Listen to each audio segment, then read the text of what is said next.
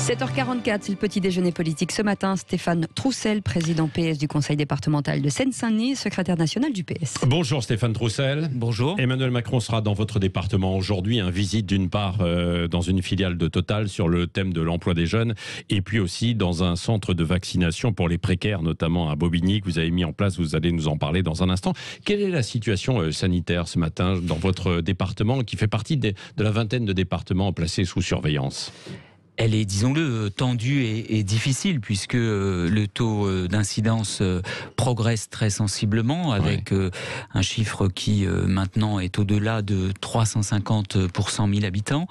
Les capacités hospitalières en lit de réanimation sont maintenant atteintes. Il faut tout de même savoir que la Seine-Saint-Denis a 3 fois moins de lits de réanimation que Paris et les Hauts-de-Seine, alors que nous avons plus d'habitants, par exemple, que dans notre département voisin des Hauts-de-Seine. Donc oui, la situation est très tendue et donc il faut cette semaine à la fois faire preuve d'une très grande vigilance, en appeler à la responsabilité de chacun sur le respect des gestes barrières, le port du masque, le respect des jauges dans les établissements recevant du public et prendre un certain nombre de mesures. Je pense à la question des tests et de la vaccination. Alors, d'un mot sur les tests, puisque là, il y a le retour à l'école de la zone C, notamment chez vous. Il y a des tests salivaires qui vont être mis en place. Vous avez été mobilisé pour ça ? Oui, enfin, mobilisé de mon point de vue, pas suffisamment justement, parce que, vous savez, en Seine-Saint-Denis, il y a 350 000 élèves de la maternelle au lycée.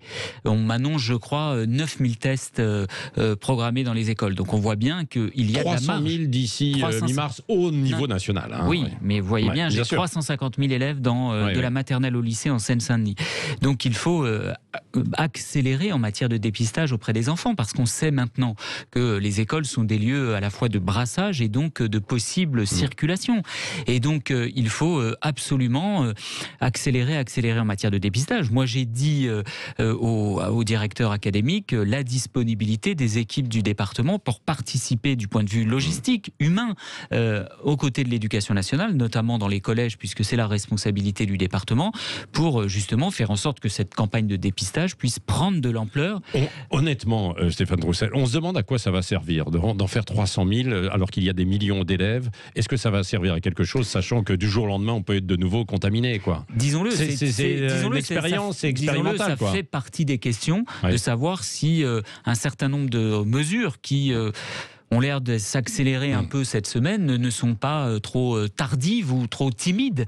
Depuis des semaines maintenant, nous alertons sur à la fois ces questions de tests, mais aussi, je le redis, de la question de la vaccination. Oui. Alors sur la vaccination, vous avez affrété un bus et puis vous avez mis un centre pour les plus précaires, hein, c'est ça, à Bobigny. Oui, parce que dès les premiers jours, les premières semaines de la vaccination, on a constaté, par exemple en Seine-Saint-Denis, à quel point une partie des habitants de la Seine-Saint-Denis, les plus fragiles, les personnes âgées isolées, vulnérables, précaires, qui ont parfois ces facteurs de comorbidité, ne parvenaient pas à prendre des rendez-vous, notamment sur les plateformes numériques. Et donc la nécessité d'avoir des dispositifs dédiés à ces personnes âgées-là nous paraissait absolument indispensable. Donc effectivement, il y a une dizaine de jours, il y a un centre de la caisse primaire d'assurance maladie qui a été ouvert à Bobigny et qui fonctionne avec, ce sont nos équipes, celles des villes et celles de la caisse primaire d'assurance maladie qui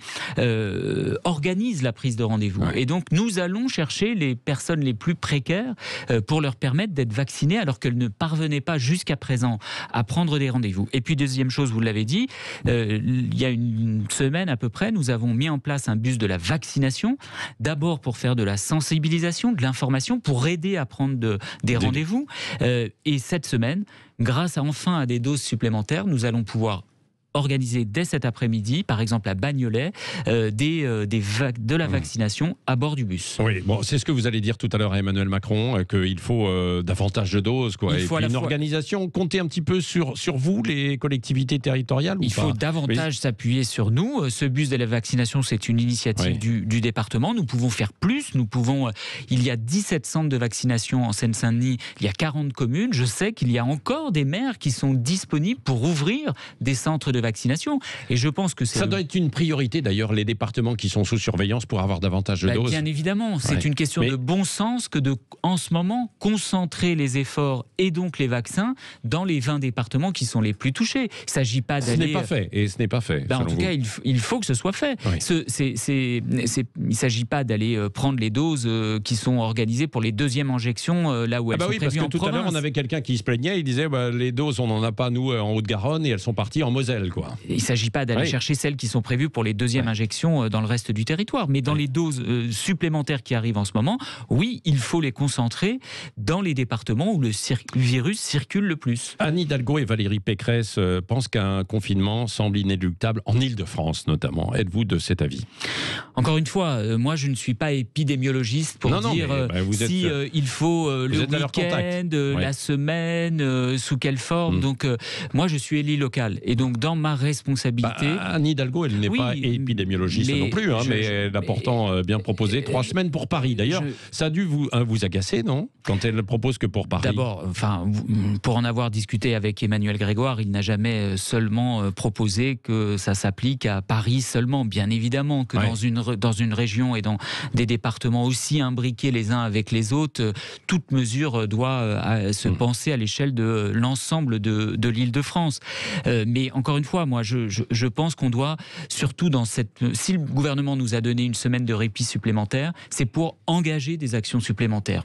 Ça ne peut pas être seulement la surveillance renforcée, ça doit être la mobilisation renforcée.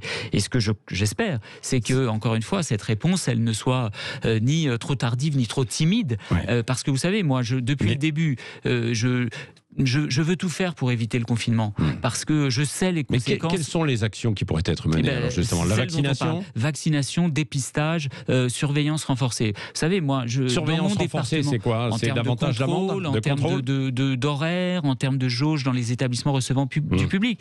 Moi, dans mon département, effectivement, je sais les conséquences économiques et sociales du confinement strict dans un département comme le mien. D'autant plus que dans mon département, confinement ou pas, il y a une partie des habitants qui continueront d'aller travailler. Parce que vous savez, c'est premiers de corvée, les caissières, les livreurs, les aides-soignants, ils sont nombreux en Seine-Saint-Denis et ils continueront d'aller bosser quoi qu'il arrive. Et donc je pense aussi à eux. Et par ailleurs, les écoles, tout ce qui peut être fait pour les maintenir ouvertes, pour éviter le décrochage scolaire massif, ça doit être fait. Donc vous seriez plutôt favorable à un confinement le week-end plutôt que la semaine, quoi. Faisons le point dans la semaine en fonction de l'évolution des indicateurs. Mais vous imaginez votre département confiné le week-end prochain, à partir du week-end prochain, des conséquences? La lassitude, elle grandit, le seuil d'acceptabilité de ces mesures ne cesse de s'abaisser, parce que ça devient difficile pour nos concitoyens qui ont fait beaucoup d'efforts, notamment dans un département jeune comme le mien. Oui, c'est la rentrée scolaire aussi, donc ce week-end, avec par exemple des établissements qui sont sous surveillance dans l'Essonne, après ce qui s'était passé, les rixes mortels. Bondy également la semaine dernière. Comment on en arrive là, à cette extrême violence entre des jeunes? Bon, d'abord, vous imaginez bien que je veux encore ce matin avoir une pensée pour la famille de ce jeune Eman à Bondy, ses amis, les animateurs qui ont tout fait pour empêcher ce drame, son club de boxe dans lequel il était très investi. C'est terriblement révoltant. Moi, j'ai plusieurs questions.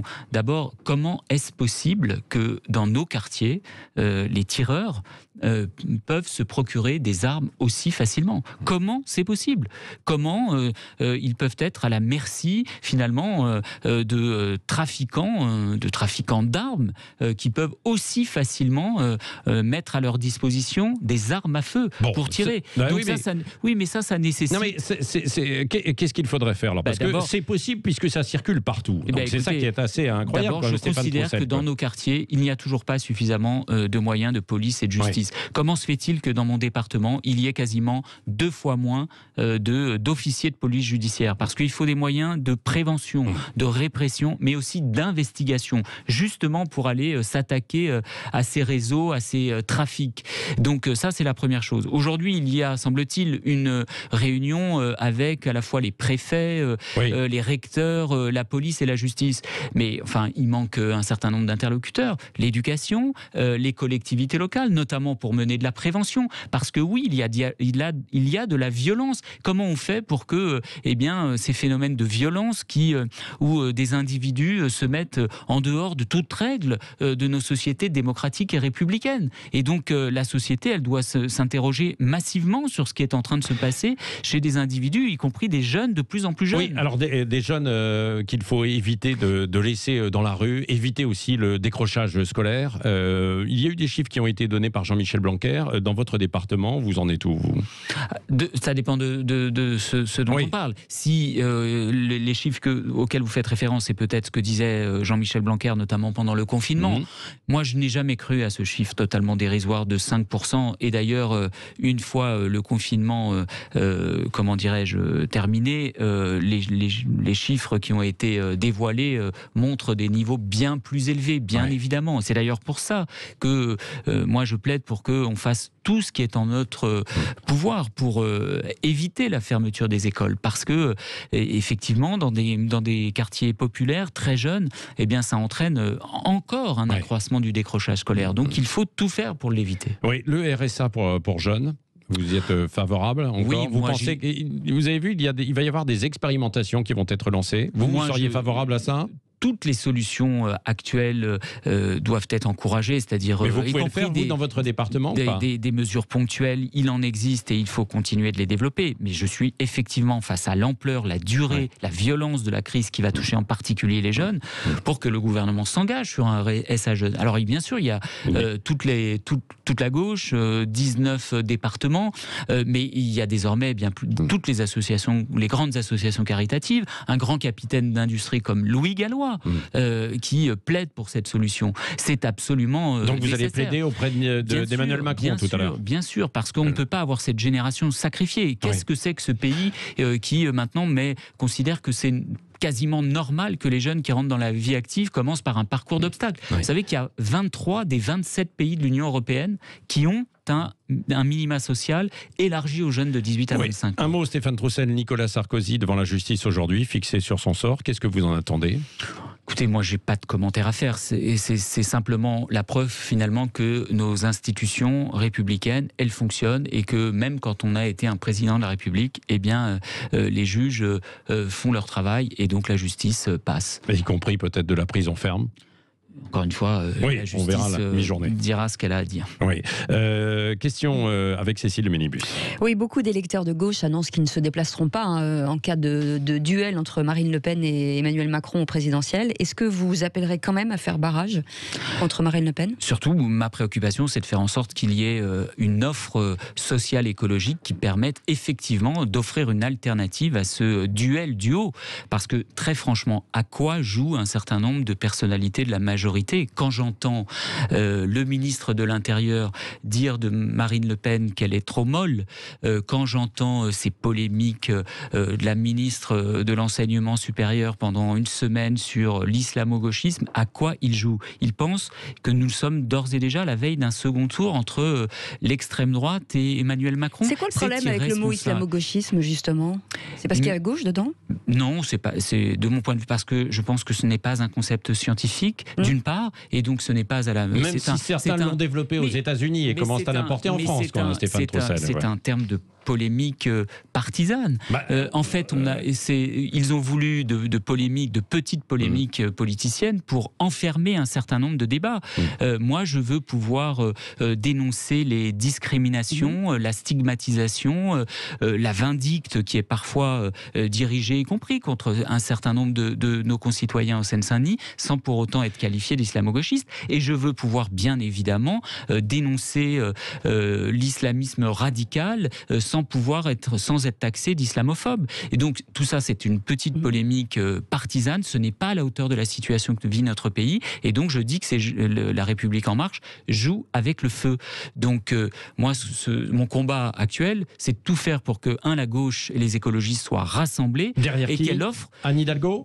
Il s'agit... Ce serait la bonne candidate? Non, mais dites-le. Non, mais vous voyez bien que c'est pas le sujet. Aujourd'hui, non, c'est pas le sujet. On est à un an de la présidentielle. Le pays et les confrontée à des défis majeurs, et donc on doit être capable tous ensemble. Bien sûr, mais de il faut porter... des gens pour l'incarner, pour le porter. Mais pourquoi pas? Vous imaginez bien qu'elle a une voix qui porte, elle a été réélue dans des conditions particulièrement difficiles, elle a un marqueur écologique et lié à la justice sociale particulièrement fort.